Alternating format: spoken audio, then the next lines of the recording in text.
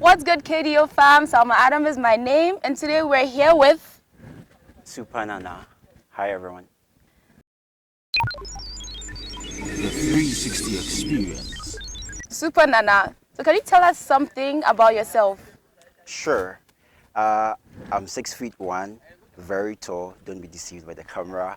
And I'm from Cape Coast. I'm with the spirits of the coast, and I'm a very avid debater. That's why you see me at almost every external tournament. I think I missed AO last year, and I was like, I had this fear of missing out throughout the whole time. So I don't think I'm ever going to miss another Open again. I'm so excited to be at KDO 23. Now, outside of debating, what do you do for fun? Oh, so I'm into art, right? I like music to the point that I make beats sometimes, and I like to think I'm a movie critic. I'm a big Marvel fanboy, so I like to criticize DC for the movies they do, but God knows I like Superman, so I'm into That's art. very interesting.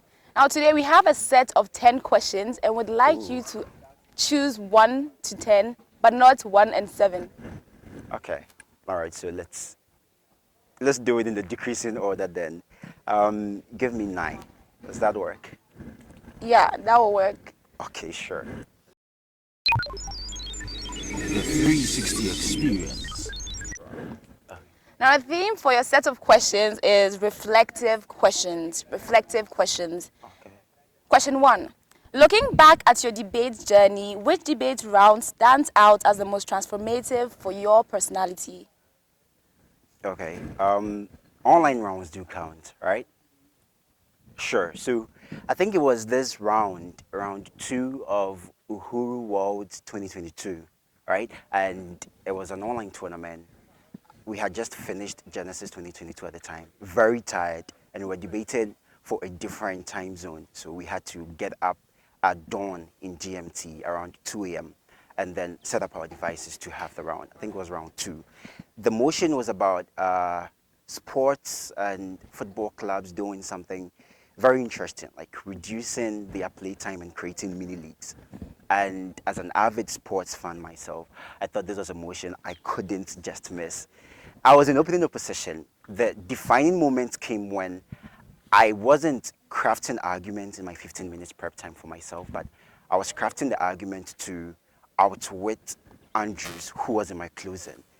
At that point in time, like, Andrews is just the GOAT. Everybody just looks up to Andrews. So I was like, I need to outwit this guy. And it worked because I had this crazy extensions about football, and I won that round. Not sleeping, like having buggy devices, debating at dawn. And I was like, okay, so if you put consistency into debate, you can get what you really want to get. That was very Yeah, defining for me. that's very right. I agree with you. Yeah. Now, how have debates influenced your personal growth and self-confidence over time? I would like to think it's influenced it a lot, about 60%. On average, coming from a very strong Christian home, they do instill in you some uh, very conservative, staunch norms that make sure you keep your head up high everywhere you go.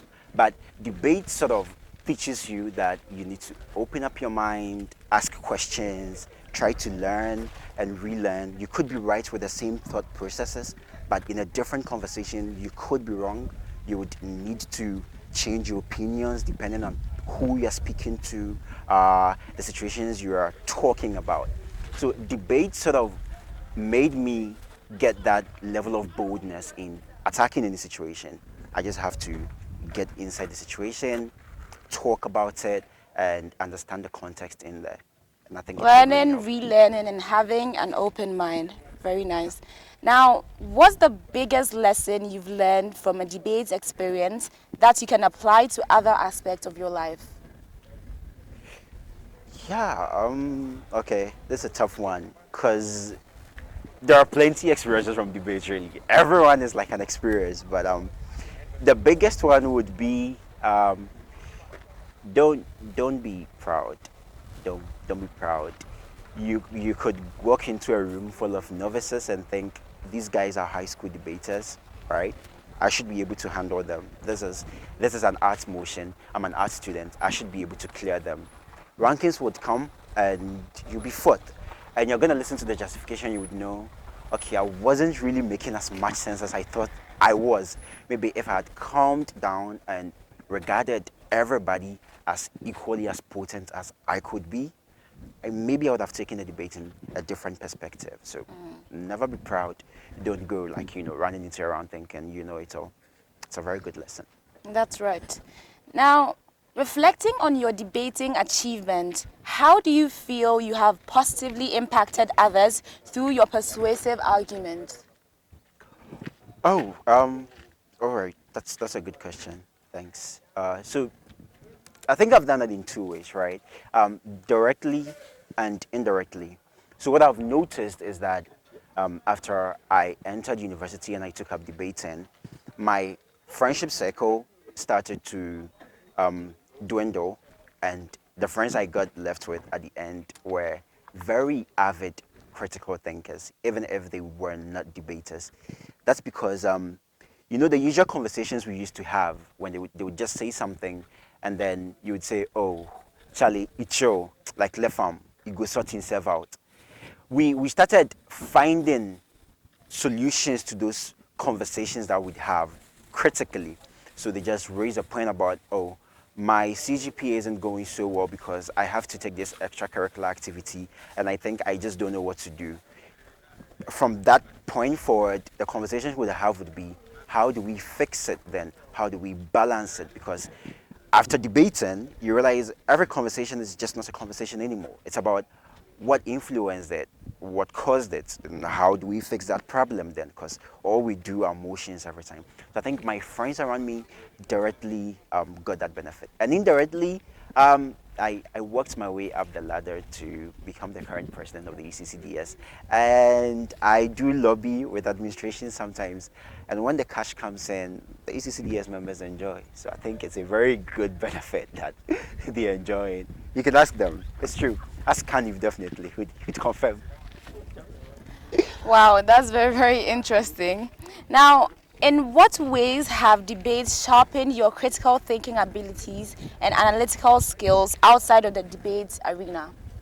Oh, yeah, sure. So I think the same metrics that we use inside the debate arena apply to real life situations outside the debate arena. So, example, time. So they give you a tough scenario, they call it an info slide, and you have 15 minutes to analyze and then convince a bunch of strangers that you have the best argument. It's the same thing when you're in class and then your lecturer just calls you and he says, "I'm feeling generous. I have a question for you. Answer this question, you get 10 marks."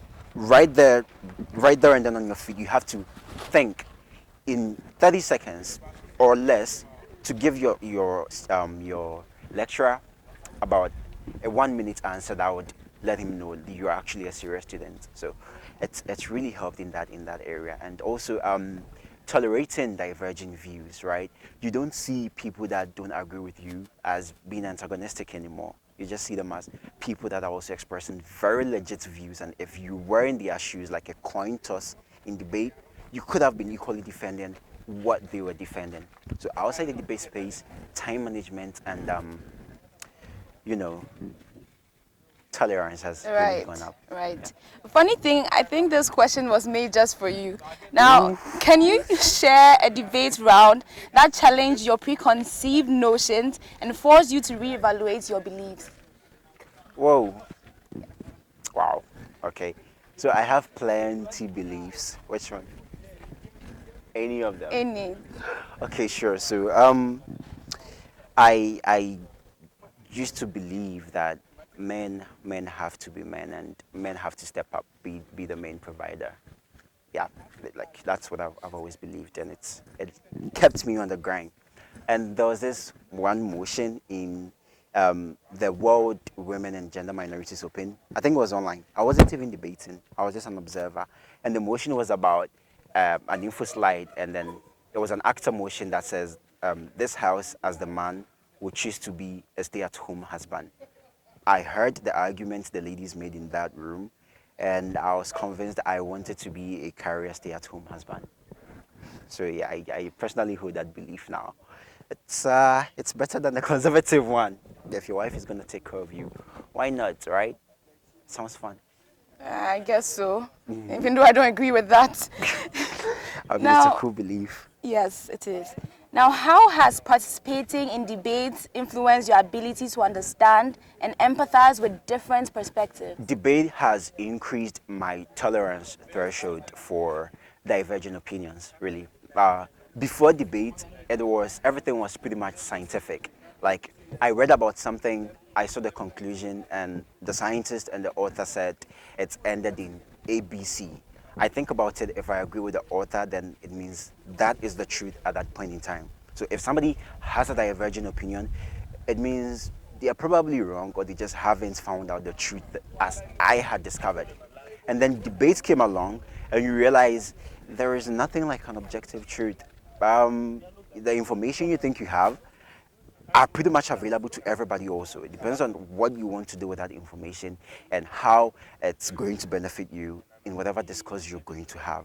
So over time, my perspective about divergent opinions didn't become you are either wrong or you haven't seen the truth yet. It became everything is value neutral. Let's talk about it. Let's see who has the most relevant information at that point in time. That's how I started seeing divergent opinions. There's nothing like an objective truth. I agree with that. Now, what skills have you gained through debate that you believe will be valuable in your future personal and professional endeavors? Yeah, that's an easy one. Presentation skills, definitely. To win a debate, not just about having the argument, but presenting them in a way the judges will buy. Or you take a fourth. If you just rattle like an encyclopedia, you will take a fourth. So you need to present your ideas and be persuasive about it. And personally, I think it's really going to help me because I'm a business student. And if I get out there and I need to pitch ideas, I have a business plan, I go for a job interview, and they'll be like, why should we hire you? Those kind of things, right? You quickly just think about, okay, let me give this guy an argument and assume it's a debate round and convince him in a short time. And I think that's really going to help me. Not just me, but pretty much everybody else with debate. That's what I think. Yeah, your presentation skills is top notch. Now, looking back, what advice would you give to your past self when you first started engaging in debate?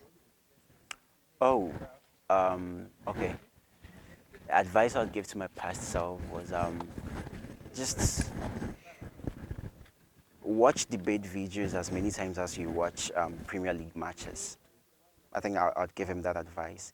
It really would have helped him because starting out first year, it was only training when we went for union debate meetings. After that, it's more like vibes. If there's a tournament, you prep and then you go. But every weekend, every Tuesday night, every Champions League match, I will be there. I will be watching. So if I probably just did the ratio 1:1 for every football match I watched, I had to watch like a debate video or read a debate manual somewhere.